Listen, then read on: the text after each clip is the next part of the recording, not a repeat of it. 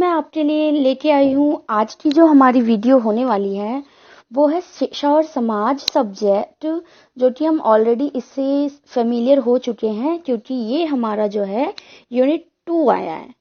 Unit 2, इससे पहले हम यूनिट 1 कर चुके हैं पार्ट 1 और पार्ट 2 में। तो ये जो हमारा सब्जेक्ट है एजुकेशन एंड सोसाइटी, इसे ईएस भी बोलते हो आप लोग। तो क्या है ये? संविधान और शिक्षा। हमारा यूनिट 2 क्या है? संविधान और शिक्षा। यानी जो हमारे देश में शिक्षा है वो उसका संविधान में कितना उल्लेख है और कितना महत्व है, क्योंकि हमारा देश कैसा है? संवैधानिक है। यहाँ पे संविधान के अनुसार काम होता है। तो शिक्षा तो बहुत बड़ा मुद्दा है ना, तो संविधान में कुछ तो बातें लिखी होंगी ना शिक्षा के लिए।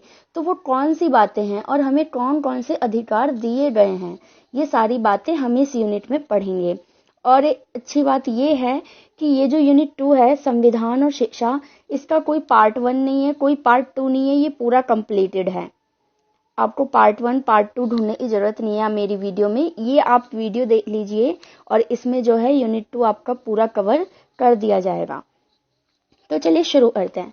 जब हम बात करते हैं संविधान और शिक्षा की, तो सबसे पहले हमारा जो लेवल अप होना चाहिए और ग्रो अप होना चाहिए वो है संविधान के बारे में, कि आखिर क्या हम लोग संविधान से फेमिलियर हैं?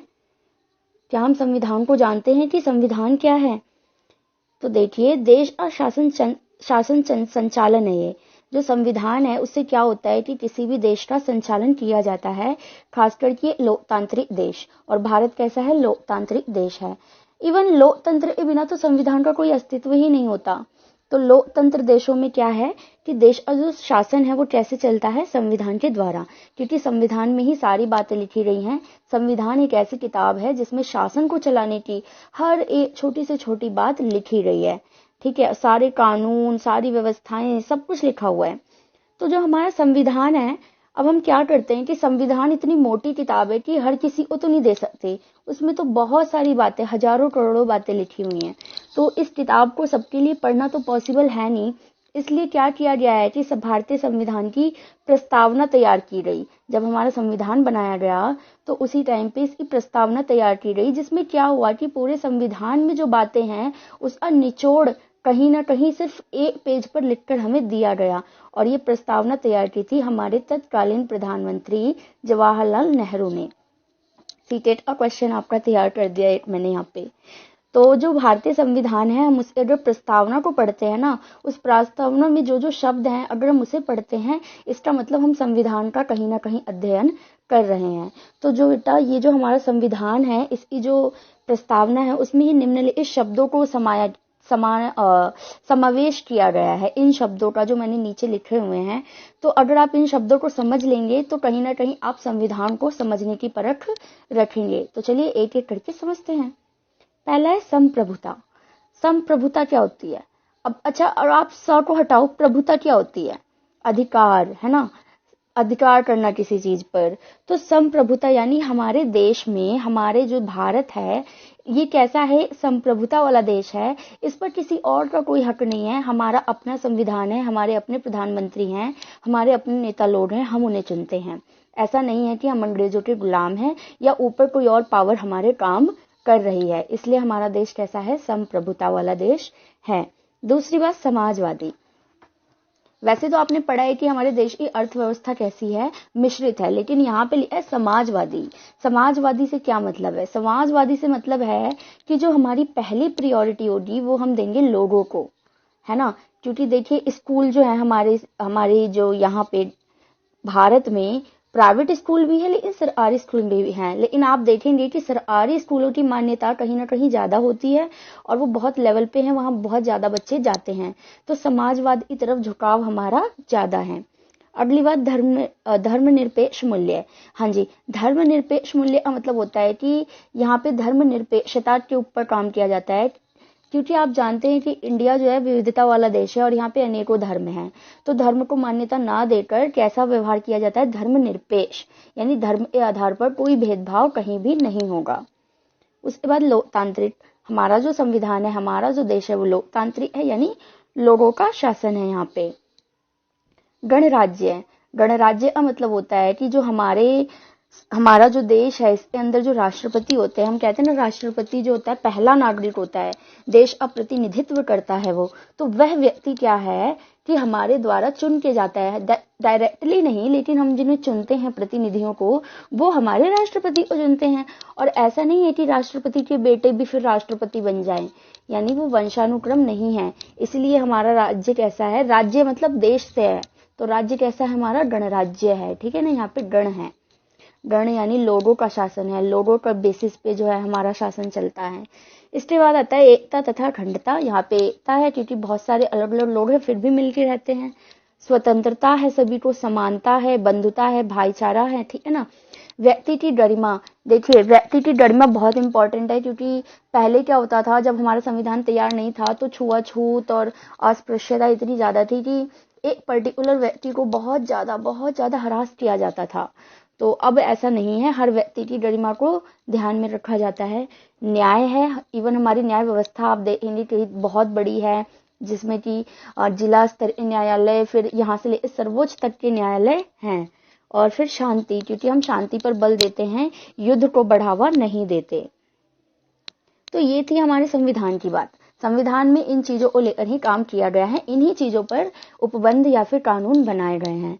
इसके बाद जो हमारे लिए सबसे ज्यादा इम्पोर्टेंट है वो है शिक्षा के संबंध में संवैधानिक प्रावधान, प्रोविजंस, यानी जो हमारा संविधान है उसमें जो एजुकेशन है, जो हम पढ़ रहे हैं, जो सब्जेक्ट, उसको लेकर क्या उपबंध दिए गए हैं, कौन कौन सी धाराएं हैं या अनुच्छेद हैं जिनके अंडर शिक्षा को महत्व दिया गया है। ये इस यूनिट का सबसे इम्पोर्टेंट पोर्शन है, ठीक है। तो धारा 21A की बात करें तो इसमें क्या है हमें कि शिक्षा का अधिकार दिया गया है। सबसे बड़ी बात, शिक्षा का अधिकार जो है हमारा, वो हमारी कौन सी धारा के अंदर या अनुच्छेद के अंदर गया है, 21A। इसमें क्या कहा गया है कि 6 से 14 वर्ष के बच्चों को ना मुफ्त और अनिवार्य शिक्षा दी जानी है। अनिवार्य यानी मस्ट, देना ही देना है। उसके बाद धारा 45 आती है जिसमें छोटे बच्चों की शिक्षा पे गौर किया है, यानी 6 साल से जो छोटे के बच्चे हैं उनकी देखभाल और शिक्षा पर बल दिया गया है। अब इसमें आंगनवाड़ी वगैरह आ जाते हैं, ठीक है। उसके बाद आते हैं अगला धारा 29(2) में। इसमें क्या कहा गया है कि जो अल्पसंख्यक हैं हमारे देश में, जो लोग कम हैं या खुद को जो है कम समझते हैं, उनको लगता है कि वो पावरफुल नहीं है, उनको भी क्या किया गया है, संरक्षण और समान शिक्षा देने का प्रावधान किया गया है। उसके बाद आते हैं अनुच्छेद 46 की तरफ। तो इसमें हमारे जो ST OBC वाला जो हमारा रिजर्वेशन वाला है ना, वो इसके अंदर दिया गया है। हमारा अनुसूचित जाति और जनजाति को जो आरक्षण दिया जाता है शिक्षा के क्षेत्र में, वो हमारा ये अनुच्छेद 46 के अंदर है। उसके बाद है 350A।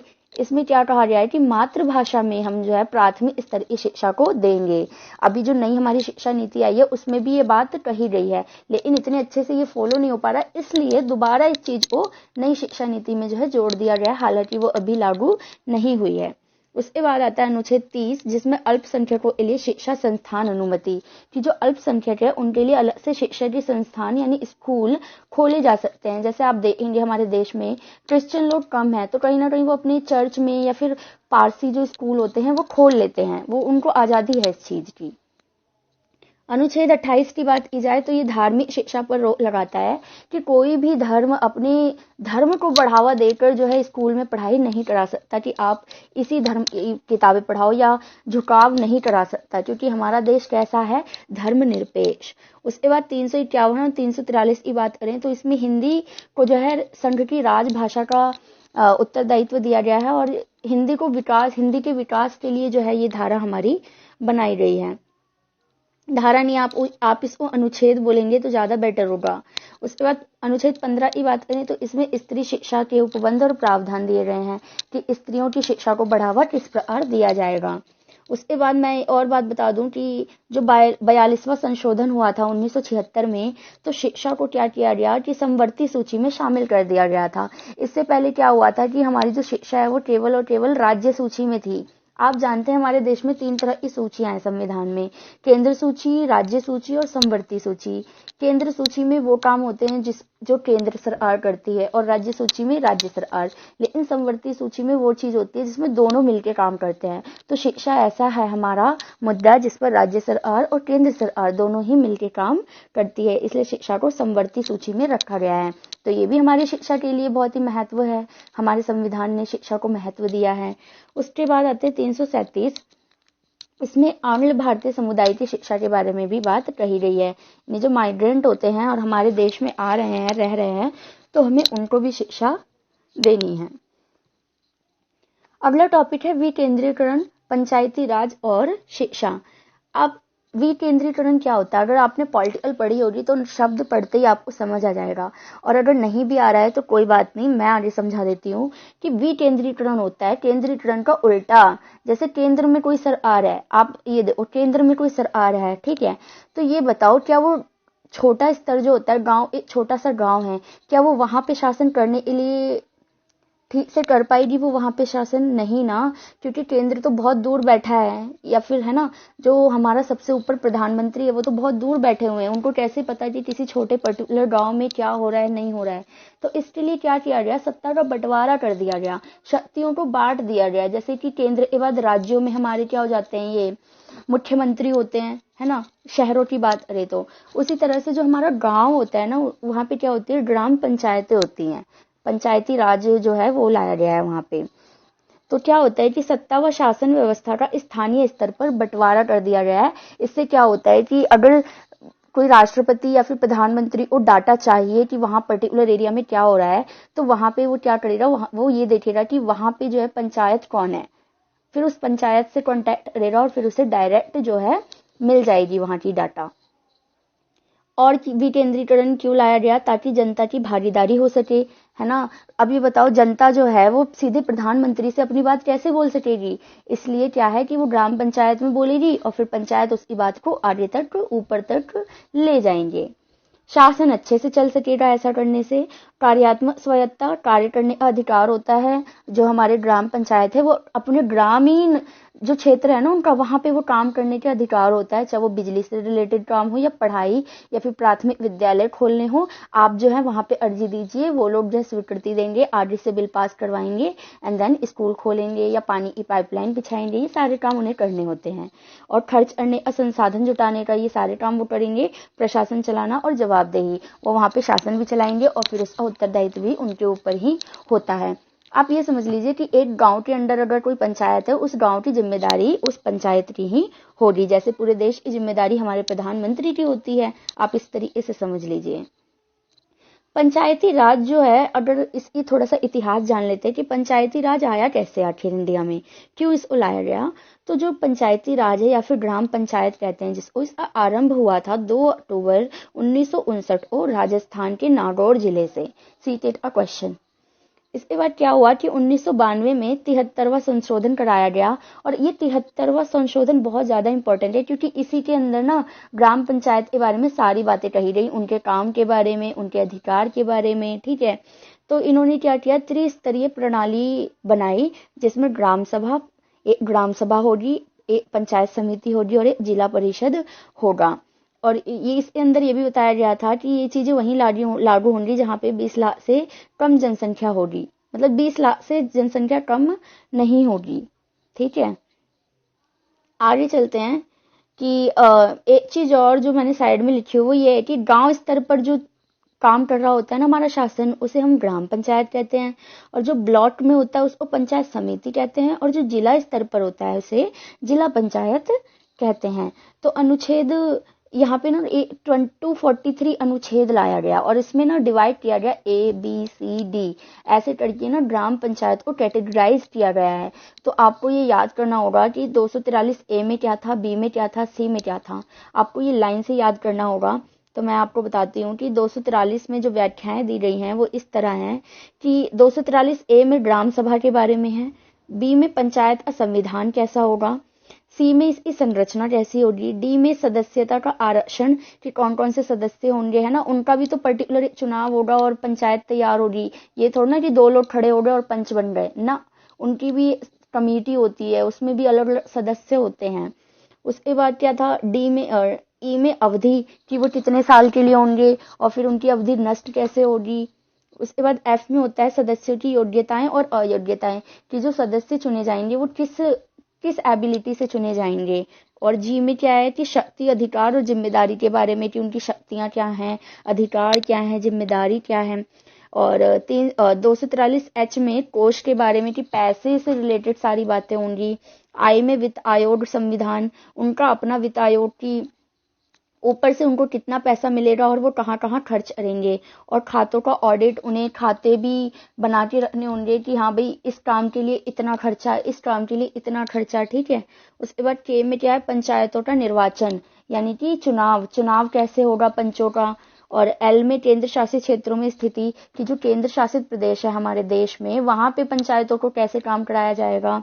क्योंकि देखो जो केंद्र शासित प्रदेश होते हैं वो ज्यादा बड़े नहीं होते, और वहाँ की शासन व्यवस्था थोड़ी अलग होती है। हम ये भी मानते हैं कि वो किसी न किसी रूप में विशेष है, स्पेशल है, तभी तो हमने उसमें यूनियन टेरिटरी बनाया है। तो वहां पे कैसे ग्राम पंचायत काम करेगी। उसके बाद एम में विशेष क्षेत्रों के बारे में, कि हाँ किसी स्पेशल क्षेत्र में ग्राम पंचायत काम कैसे करेगी। तो ये था हमारा ग्राम पंचायत। उसके बाद हमारे पास ये है कि जो हमारी जिला अथवा जो पंचायती राज है हमारा, जो ये ग्राम पंचायत हम पढ़ रहे हैं, विकेंद्रीकरण पढ़ रहे हैं, इसमें कुछ ना कुछ समस्याएं भी हैं, प्रॉब्लम्स भी हैं। तो वो प्रॉब्लम्स क्या क्या हैं, वो ये हैं कि अशिक्षित जनता। आप देखेंगे ग्रामीण इलाकों में ज्यादातर शिक्षित जनता नहीं होती, तो वो क्या करते हैं, जाति भेद इनके आधार पे वोट दे देते हैं, किसी को भी पंच बना देते हैं, है ना। और फिर इवन जो पंच बन रहा है वो खुद भी इतना पढ़ा लिखा नहीं होता है कि उसको समझ हो। दूसरी बात की राजनीतिक चेतना का अभाव। जब उन्होंने पढ़ाई नहीं की तो उन्हें राजनीति कैसे पता होगी। उनके लिए तो बस ये होगा, हाँ भाई राजनीति में आओ, बड़ा पैसा मिलेगा और अमीर बनो। उनको, उनके अंदर राजनीतिक चेतना नहीं है कि हम जो है, हमें कोई जिम्मेदारी मिली है, हमें गांव को आगे ले जाना है ना। उसके बाद क्या, जनता की उदासीनता, की जनता भी वोट दे दन भूल जाती है कि कौन पंच बन गया और क्या काम हो रहा है नहीं हो रहा है, कुछ ध्यान नहीं देती। और अकुशलता, कोई भी लोग जो है बन जाता है सदस्य और फिर उसे काम करने की नॉलेज ही नहीं होती कि क्या काम कैसे करना है। अप्रजातंत्रात्मक, एक तरह से देखा जाए तो जो हमारा ग्राम पंचायत है वो वहां पे प्रजा की भागीदारी नहीं होती है। पंच लोग चुन दो, देन वो अपने आप ही सदस्यों को चुन लेते हैं। लोगों को पता ही नहीं चलता गांव के लोगों को कि कौन बन गया कब बन गया, है ना। उसके बाद आय के सीमित साधन, की जो हमारा ग्राम पंचायत है इसके पास जो पैसा आने का तरीके हैं वो बहुत कम होते हैं, केंद्र के पास और राज्य के पास जो है ज्यादा होते हैं। इसके बाद ये तो थी प्रॉब्लम्स, तो हमें इसके सॉल्यूशन भी बताने होंगे। पेपर में दोनों चीजें एक साथ आती हैं, समस्याएं और इनके समाधान लिखो। तो समाधान क्या होगा, इसका उल्टा कर दो। जो समस्याएं हैं, संसाधनों में वृद्धि कर दो, अधिकारों में वृद्धि कर दो, आय के स्रोत बढ़ा दो, कर व्यवस्था ठीक कर दो, भाईचारे की भावना लाओ और लाल फीताशाही यानी कि निरंकुशता पर लगाम लगाओ। यानी कि जो बाप है उसका बेटा जो है दोबारा वो पंच नहीं बनेगा, बल्कि जो पूरा प्रक्रिया है वो की जाएगी, उसके बाद ही कोई बनेगा। चलिए अब बात करते हैं शिक्षा का अधिकार, जो कि हमारा यूनिट ही है, शिक्षा और संविधान ही पढ़ रहे हैं हम शुरू से। तो जो शिक्षा का अधिकार है, अब इसके बारे में पढ़ना हमें बहुत जरूरी है। अलग से क्वेश्चन आता है कि संविधान संशोधनों के आधार पर शिक्षा के अधिकार की व्याख्या कीजिए, कि कैसे जो शिक्षा का अधिकार है हमारे अस्तित्व में आया। क्या अचानक से किसी ने हमें शिक्षा का अधिकार दे दिया, क्या किसी ने आवाज उठाई थी या नहीं उठाई थी। तो ये पूरा इतिहास आपको जानना होगा। ये छोटी सी कहानी है, आपको तुरंत समझ में आ जाएगी, आपको लाइन से याद करना है बस। क्या हुआ था 1911 में, आप देखिए 1911 यानी हमारा देश आजाद नहीं हुआ था। गोपाल कृष्ण गोखले द्वारा शिक्षा के अधिकार की मांग की गई थी। क्या कहा था उन्होंने कि जितने भी हमारे बच्चे हैं 14 साल तक के, उन सबको जो है शिक्षा का अधिकार दो। वो सबके सब पढ़ने चाहिए, काम नहीं करने चाहिए। लेकिन अंग्रेजों को इससे क्या लेना देना था, उनको तो काम करवाना था ना, उनको तो पैसा चाहिए था। तो गोपाल कृष्ण गोखले ने सपना देखा था, जो पूरा कब हुआ है, 2009 में आके। तो 2009 वाला जो है वो हम आगे पढ़ेंगे, फिलहाल आप हिस्ट्री पढ़िए। 1911 के बाद 1950 में क्या हुआ कि संविधान में विभिन्न राज्यों में अलग अलग प्रयास किए गए। कि अब देखिए 1950 क्या है, हमारा संविधान तैयार हो चुका था, 1947 में हम आजाद हुए और 50 में संविधान तैयार हुआ। तो हमने क्या किया कि विभिन्न राज्यों में अलग अलग प्रयास किए, कोशिश की, लेकिन अभी भी काम पूरी तरीके से नहीं हुआ। आगे चलते हैं, 1964 से 66 के बीच में एक नाम सुना होगा आपने, कोठारी आयोग। तो इसकी स्थापना की गई और कोठारी कमीशन में क्या कहा गया कि स्कूली शिक्षा बच्चों के लिए अनिवार्य की जाए, इसकी सिफारिश की गई कि अनिवार्य कर दो। अनिवार्य मतलब होता है मस्ट कर दो, करना ही करना है, लेकिन ये चीज भी वहां पे इतनी पॉसिबल नहीं हो पाई, काम नहीं हुई। उसके बाद 1986 थोड़ा और आगे आए तो राष्ट्रीय शिक्षा नीति लाई गई, कोशिश की गई, मगर क्या हुआ, असफल रही। क्यों? क्योंकि राज्य और केंद्र सरकार दोनों के भी बीच में ना मतभेद हो गया, क्योंकि काम तो राज्य के हाथों में था, लेकिन फिर अब क्या करते, कुछ समझ में नहीं आ रहा था, तो ये काम जो है गड़बड़ हो गया हमारे यहाँ पे। उसके बाद आते हैं 1993 में थोड़ा और आगे, तो उन्नी कृष्णन फैसला। आपको बता दूं कि ये एक जज थे जिन्होंने क्या किया, इन्होंने बहुत बड़ा ऐतिहासिक फैसला लिया। आर्टिकल 45 में इन्होंने 6 से 14 वर्ष की शिक्षा को क्या किया, मौलिक अधिकारों में जोड़ा गया उस टाइम पे, जब वो ये हमारे जुडिशियरी में थे। उसके बाद आगे चलते हैं 4 अगस्त 2009। चलिए अब हम वहां आ गए हैं जो हमें मेनली पढ़ना है। जो हम शिक्षा पढ़ रहे हैं ना, आप याद रखिए कि वो 2009 का ही है, जो 2009 में तैयार किया गया है।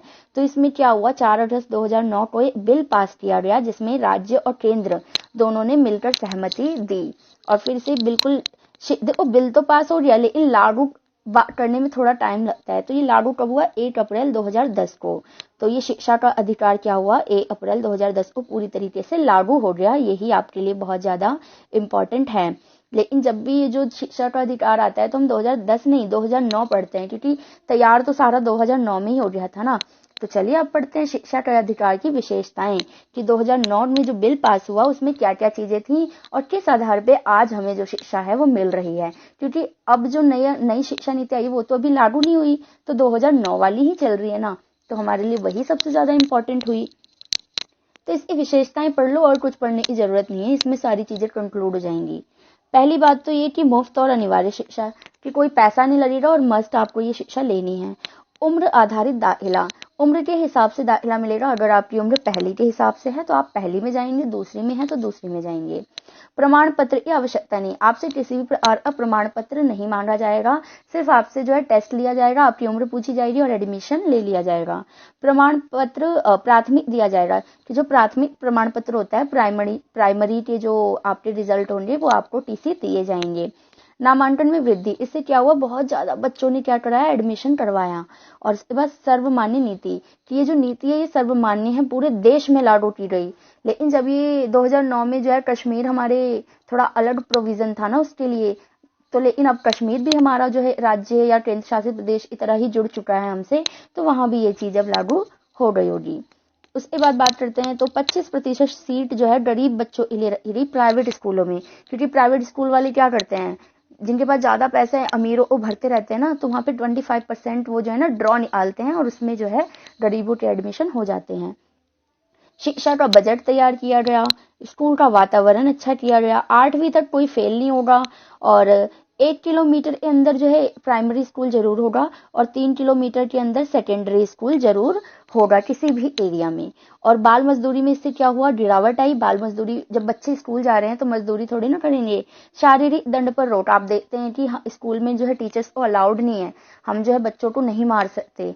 तो यही हमारा 2009 का नीति है, ठीक है ना, शिक्षा का अधिकार। निगरानी समिति, कि जो स्कूल का काम है उसको देखभाल करने के लिए निगरानी समिति बनाई गई। और समान शिक्षा, सबको समान शिक्षा दी गई है या दी जा रही है।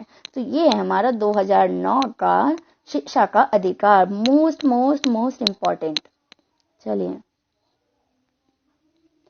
अब एक चीज और है कि शिक्षा के अधिकार की विशेषता पढ़ ली हमने, मैंने कहा कि इसे पढ़ लो और कुछ नहीं पढ़ना, लेकिन मैंने फिर भी इसके साथ ही क्या किया है कि एक टॉपिक अलग कर दिया है। चीजें वही है, कोई नई चीज नहीं है। इसमें क्या कर दिया गया है कि शिक्षा के अधिकार एक गुणात्मक पहलू, कि गुण वाले कौन से हैं और संख्या वाले कौन से हैं, उन्हीं विशेषताओं में से 2 चीजों को अलग अलग कर दिया है। तो अगर पेपर में आपके अलग अलग आता है तो ठीक है, अगर एक साथ आता है तो आप एक साथ कीजिए, है ना। तो गुणात्मक पहलू में क्या है, आयु अनुसार दाखिला, मैं ऑलरेडी बता चुकी हूँ कि आयु जितनी होगी आपको उसी हिसाब से एडमिशन दिया जाएगा। पाठ्यक्रम में सुधार किया गया है, रुचिकर शिक्षा को रुचिकर बनाई गई है, अभिभावक की भागीदारी होगी, परीक्षा में सुधार होगा, उचित शिक्षण विधि का उपयोग किया जाएगा, शिक्षक प्रशिक्षण होगा यानी कि टीचर ट्रेनिंग होगी, निगरानी समिति और शारीरिक दंड नहीं दिया जाएगा। वही बातें हैं, बस गुणों के आधार पर हमने इसको अलग कर दिया है। उसके बाद संख्या के आधार पर क्या कहा गया है कि एक शिक्षक 40 छात्र, कि 40 छात्रों पर एक शिक्षक अनिवार्य है। उसके बाद स्कूलों का विकास, ज्यादा से ज्यादा स्कूल खोले जाएं, शिक्षकों की भर्ती बढ़ाई जाए, छात्रों में वृद्धि हुई है, स्कूल की संरचना अच्छी बनाई जा रही है, यानी कि देखो आप कि रूम बड़े होने चाहिए, उसमें टेबल होनी चाहिए, डस्टर होना चाहिए, बोर्ड होना चाहिए, और 25% प्राइवेट स्कूल में जो है आरक्षण दिया गया है गरीबों के लिए, ये मैंने बता दिया पहले ही। और एक कक्षा में 40 से ज्यादा बच्चे नहीं होना चाहिए। हालांकि व्यवहार में चीजें ऐसी नहीं हैं। आप देखेंगे कि एक ही क्लास में जो है 60-70 भी बच्चे देखे हैं मैंने। तो कहीं ना कहीं हमारी जो शिक्षा नीति है उसको बदलने की जरूरत है ना। तो देखिए अब जो नई शिक्षा नीति है उसमें क्या क्या प्रावधान दिए जाएंगे। आगे बढ़ते हैं। इस यूनिट का सबसे आखिरी जो टॉपिक है वो है लोकतंत्र। लोकतंत्र, हाँ जी, आप जहाँ रह रहे हो आपसे बेटर कोई समझेगा लोकतंत्र को? आप एक लोकतांत्रिक देश में आप देखो, बाहर निकल के देखो कि आप क्या देखते हो। लोकतंत्र का मतलब क्या होता है? लोगों का तंत्र, है ना। लोक यानी लोग, तंत्र यानी शासन। तो अगर परिभाषा की बात की जाए तो बहुत ही मोस्ट कॉमन परिभाषा और बहुत ही फेमस है, अब्राहम लिंकन ने जो दी थी कि लोकतंत्र जनता का, जनता के लिए और जनता के द्वारा शासन है। हम क्या करते हैं कि हमारा ही शासन है, हमारे लिए और हमारे द्वारा है। क्यों? हम तो प्रधानमंत्री नहीं है, लेकिन प्रधानमंत्री को बदलने की शक्ति हम रखते हैं, है ना। हम अपने प्रतिनिधियों को चुनते हैं, फिर वो जाके आगे हमारे जो शासक हैं, हम पे जो शासन कर रहे हैं उनको चुनते हैं। तो इनडायरेक्टली, अप्रत्यक्ष रूप से हम ही अपने ऊपर शासन कर रहे हैं। हम में शक्ति है, हम चाहे तो अगले इलेक्शन में उनको हटा भी सकते हैं, उनको डर है इस बात का, ठीक है। तो ये तो लोकतंत्र था। अब लोकतंत्र में जो इम्पोर्टेंट बात है, क्योंकि हम शिक्षा पढ़ रहे हैं ना, तो लोकतंत्र में शिक्षा को किस तरह से महत्व दिया गया है हमें वो पढ़ना ज्यादा जरूरी होगा। तो लोकतांत्रिक पाठ्यक्रम यानी जो शिक्षा हमें दी जा रही है वो कैसा है? सामाजिक उद्देश्यों की प्राप्ति। इस शिक्षा से हमारे सामाजिक उद्देश्यों की प्राप्ति होनी चाहिए। बच्चों को इस तरीके से हमें पढ़ाना है कि वो जो समाज में रह रहा है उसके उद्देश्य को प्राप्त कर सके। उसके बाद लचीलापन, हमेशा तैयार रहना है कि जो हमारा संविधान है उसमें परिवर्तन होता रहता है, तो उसके लिए रेडी रहो। ये नहीं कि आप कोई नई चीज आए और आप एकदम से विचलित हो जाओ। बहुमुखी, कि जो हमारा लोकतांत्रिक पाठ्यक्रम है वो बहुमुखी है। उसमें हर सब्जेक्ट को आप देखेंगे, आर्ट्स से लेके साइंस तक को इतना ज्यादा इंपॉर्टेंस दिया जाता है कि 10वीं तक तो हर बच्चा हर सब्जेक्ट पढ़ता है। उसके बाद स्थानीय आवश्यकताओं पर बल, मान लीजिए आप किसी पर्टिकुलर एरिया में रहते हैं तो वहां पे आप किस तरीके से कौन सी पढ़ाई, किस पाठ्यक्रम को ज्यादा इंपॉर्टेंस देंगे, ये भी इसमें तैयार किया गया है। उसके बाद जो है कहा गया है कि अवकाश काल का सदुपयोग, कि जो छुट्टी होती है, अवकाश होता है, जो खाली समय होता है ना, उसमें भी जो लोकतंत्र में रहने वाला व्यक्ति है कुछ ना कुछ करेगा। क्या करेगा? न्यूज़पेपर पढ़ेगा, लेख लिखेगा, कहानी लिखेगा। इस तरीके से वो लोकतंत्र में रहेगा और पाठ्यक्रम को अपना तैयार करेगा।